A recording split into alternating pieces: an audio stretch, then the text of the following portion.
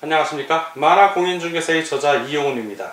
오늘은 부동산세법 제34강 양도소득세의 8. 1세대 1주택의 양도로 발생하는 소득에 대한 비과세 2. 이 1세대 2주택 중 비과세 대상 앞부분에 대해서 같이 공부하도록 하겠습니다.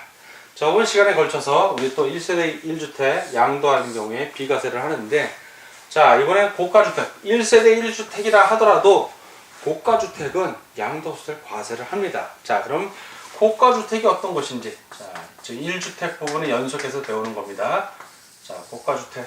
고가주택은 주택이 있죠. 일단 주택이 있고 그 밑에 부수 토지가 있으면 이거 다 합한 겁니다. 주택 건물 부분과 토지 부분을 합쳤을 때 이 가액이 9억 원을 초과하는 겁니다. 초과. 자, 그럼 9억 원까지는 양도소득 비과세니까 9억 원 초과분에 대해서만 실질적으로 양도소득을 과세하는 거예요. 초과분에 대해서만.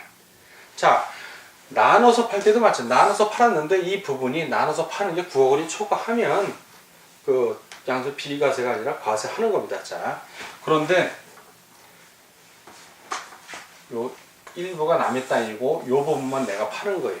그때 내가 소유한 부분만 1세대 1주 팔 때도 여기서 9억 원을 초과하면 고가주택이 됩니다. 그러면 9억 원 초과 부분에 대해서 양도세를 과세한다는데 어떻게 과세합니까? 그걸 구체적으로 한번 따져보면 양도 차익을 계산할 때 나타나요. 이게 고가주택은, 자, 고가주택의 양도 차익은, 양도 차익, 우리 교재에도 수식을 적어놨는데 일반 양도 차익, 그냥 양도 차익입니다 사실은. 근데 제가 여러분들 헷갈리지 말라고 일반자를 앞에 놓아줬어요. 가로에 놓고 일반 양도 차익 곱하기, 자, 양도한 가액이 있을 거예요. 양도할 때 받은 돈을 얘기하는 거예요. 양도가액. 그리고 자, 양도가액에서 얼마를 빼준다? 9억 원을 초과할 경우에만 내는 거니까 9억 원을 빼주면 되는 거예요. 9억 원. 이렇게 빼주면 돼요. 한번 예를 들어서 문제를 한번 내어드릴게요. 자, 내가 주택을 양도했는데 양도가액이, 자, 양도가액이 12억 원이에요. 12억. 자, 12억. 근데 내가 이 해당 주택을 구입할 때, 취득할 때의 가격이 있을 거 아니에요. 취득가액이 8억이다. 딴 건 다 무시하고 이 두 개만 있어요. 조건이. 자, 이 주택의 양도 차익을 구해라.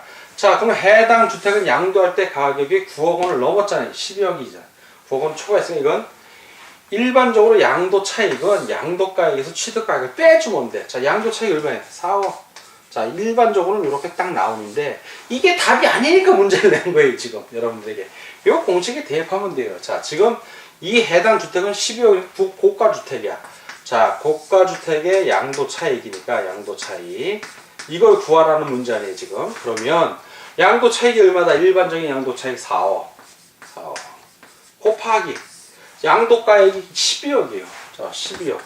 자, 이 12억에서 9억을 빼주니까 그러면 4억 곱하기 12분의 3이니까 4분의 1, 즉 1억. 자, 나의 양도차익은 1억이라는 얘기예요. 1억에 대해서만 그 양도소득세 세율 계산해서 내면 되는 거예요. 이해가 가죠? 자, 양도차익이 4억이라고 해서 4억을 다 내는 게 아니라 그 초과분에 대해서만 내는 겁니다. 그러니까 이런 수식 갖고 하는데, 또 양도차익, 1세대 1주택에 해당되는데 양도를 했어. 자, 비과세 요건은 다 갖췄어. 다만 고가주택이야. 그때 장기보유 특별공제 역시 원래 일반 장기보유 특별공제 그리고 나머지 수식은 똑같아요.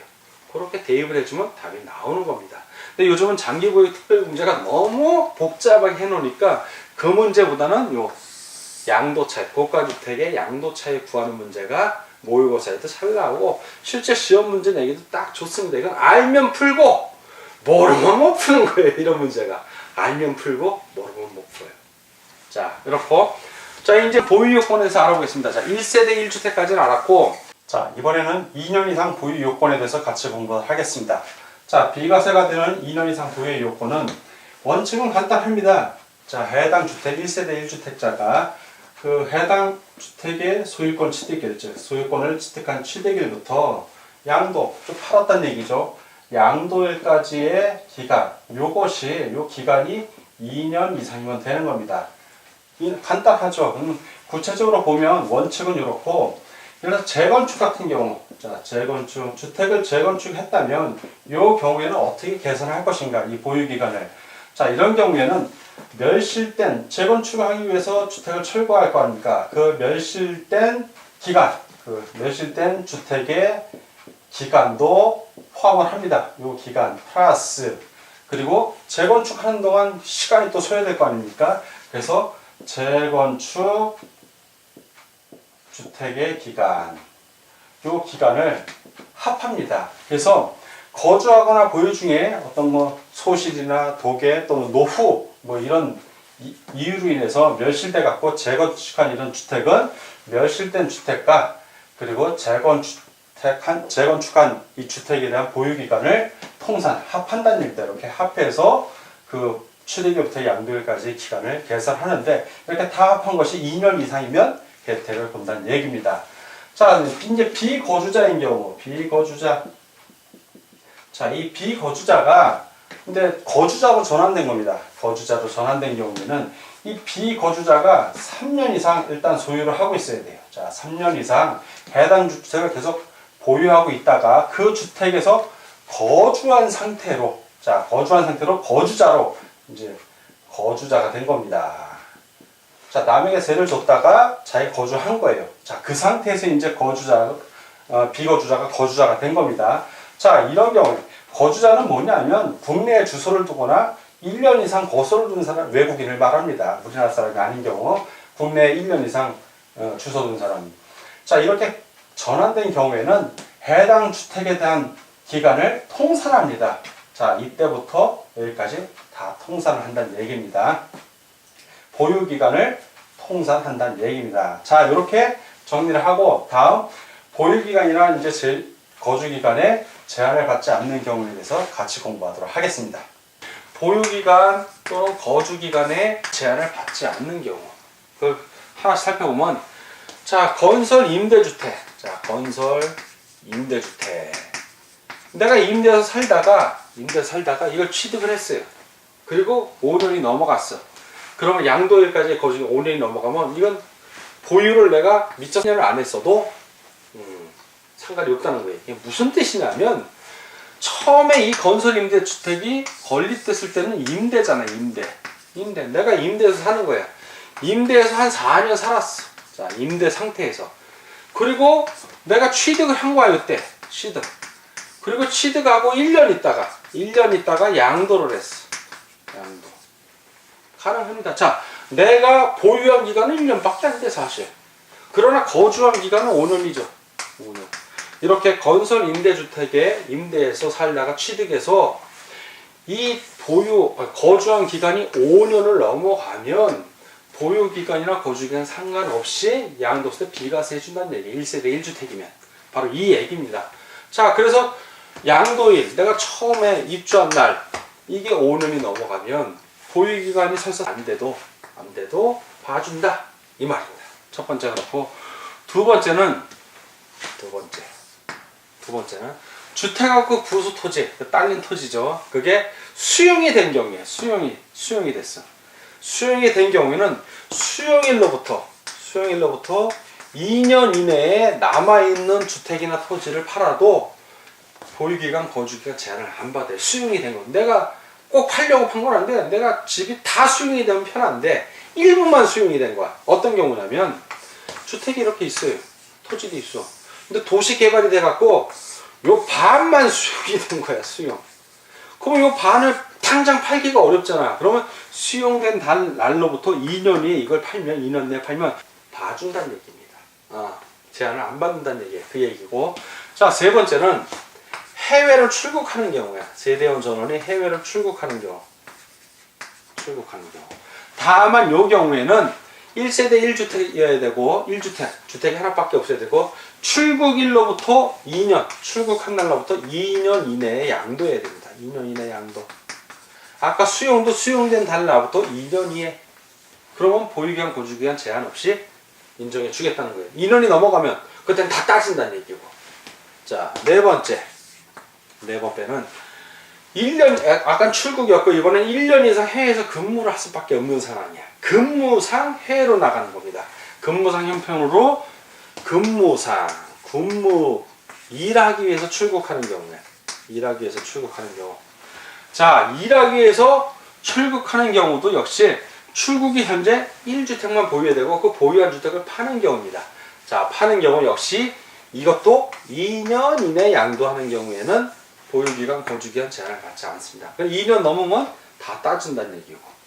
자, 다섯 번째는 좀 지우고 이쪽에다 쓰겠습니다. 자, 다섯 번째. 자, 1년 이상 내가 거주를 했어.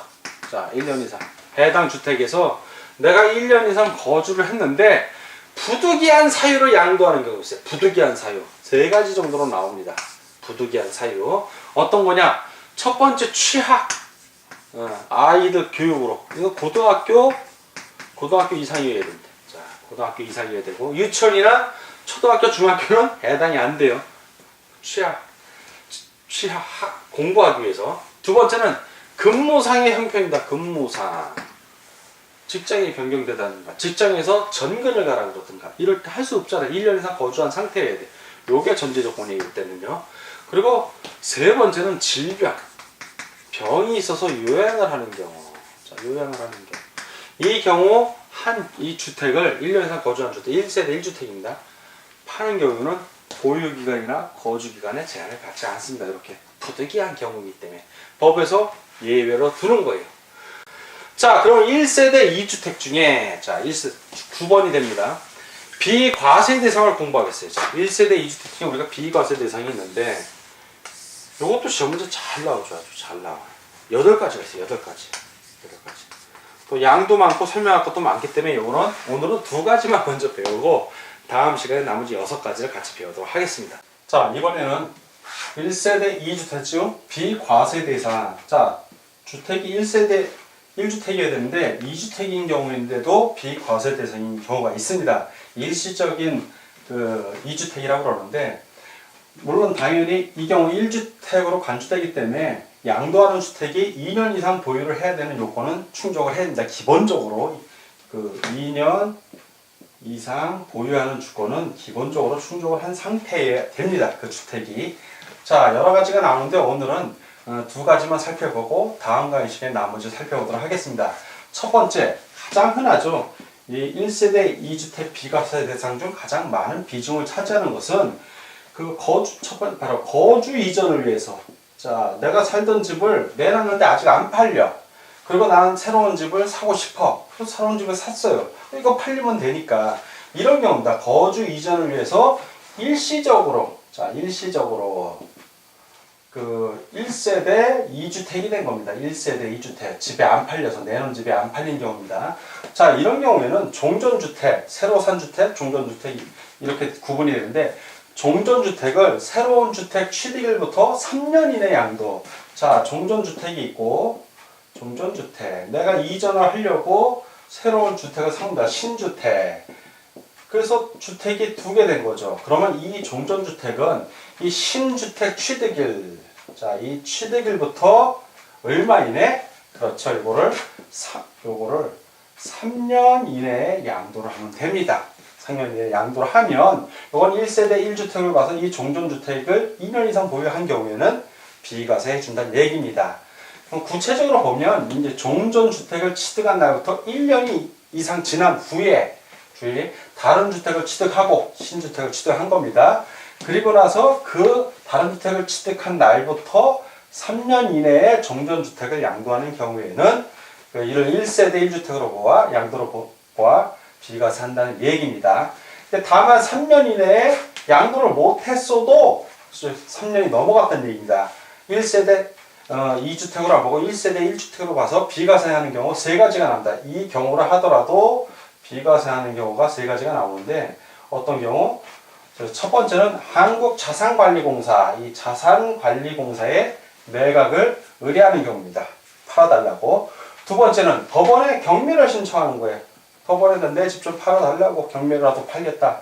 그리고 세 번째는 국세징수법에 의해서 공매가 진행 중인 경우. 자, 이런 경우에도 역시 1주택으로 봅니다. 이런 경우에도.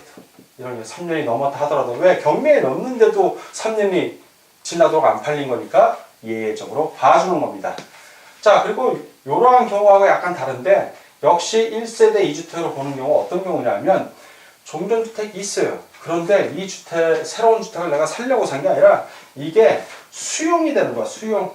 예, 토지가 수용된다든가 건물이 수용된다든가 어떤 개발로 인해서 그 종전주택이나 그 부수토지가 협의 매수하거나 수용되는 경우. 자, 이렇게 수용이 되면 그러면 이 경우에도 봐줘야죠. 예, 내가 어떤 경제적 이익을 취하려고 한 게 아니기 때문에. 그래서 이런 경우에 그 해당 잔존하는 주택이나 부수 투지에 대해서 다 수용이 되면 편한데 일부가 수용이 되고 일부는 남은 경우입니다. 그래서 새로운 주택을 샀는데 이전에 그 남은 부분에 대해서 내가 양도를 하는 경우. 자, 이 경우에는 양도일 또는 수용일부터 3년 이내에 3년 이내에 양도하는 때에 바로 그때는 해당 역시 이것도 3년 이내입니다. 3년 이내에 내가 수용되는 날부터 3년 이내에 양도하는 경우에는 수용한 걸로 보는 겁니다. 그 부분 역시. 그래서 양도 또는 수용이 포함되기 때문에 역시 이때도 비과세 대상이 됩니다. 자, 두 번째 경우는 이제 상속입니다. 나의 의지하고 상관없이 상속입니다. 상속받은 경우. 자, 내가 주택을 일반 주택이라고 표현하겠습니다. 내가 어떤 주택을 갖고 있어요. 하나를 딱 갖고 있었는데 내가 상속을 받은 거야. 갑자기. 그래서 상속받은 상속주택이 있습니다. 상속을 받았어요. 부모님으로부터 받든. 이렇게 상속을 받게 되면 자, 이 상속받은 주택과 그 밖의 주택, 일반 주택을 내가 소유하고 있는 거 아닙니까? 이런 경우에는 우리나라에 한 개의 주택을 소유하고 있는 걸로 봅니다. 그래서 어떤 주택을 양도하냐면 바로 상속주택이 아니라 일반 주택 양도 시에는 1세대 1주택으로 보아 2년 이상 보유할 요건만 갖추면 비과세 하는 것입니다. 이거는 문화재 주택도 동일합니다. 문화재 주택을 내가 일반 주택을 갖고 문화재 주택을 갖고 있다면 문화재 주택이 아닌 일반 주택 양도하는 경우에 3년 이내 양도하는 경우에는 주택으로 보고 3년 이내 규정 없습니다. 그냥 상속인 경우에는 중요한데 규정이 없어요. 그냥 연도 규정이 없다. 그냥 내가 주택을 상속받은 주택 그리고 그 밖의 주택 일반 주택을 국내에 각각 한 개씩 갖고 있을 때 자, 이 경우에 일반 주택을 양도하는 경우에는 그 연도 규정이 없습니다. 몇 년 이내 이 규정 없이 그냥 팔면 그건 비과세를 해준다는 것입니다. 다음 35강 시간에 다음 시간에 1세대 2주택 비과세 대상 그 뒷부분에 대해서 같이 공부하도록 하겠습니다. 자, 오늘 공부하느라고 수고 많으셨습니다. 다음 시간에 뵙겠습니다. 감사합니다.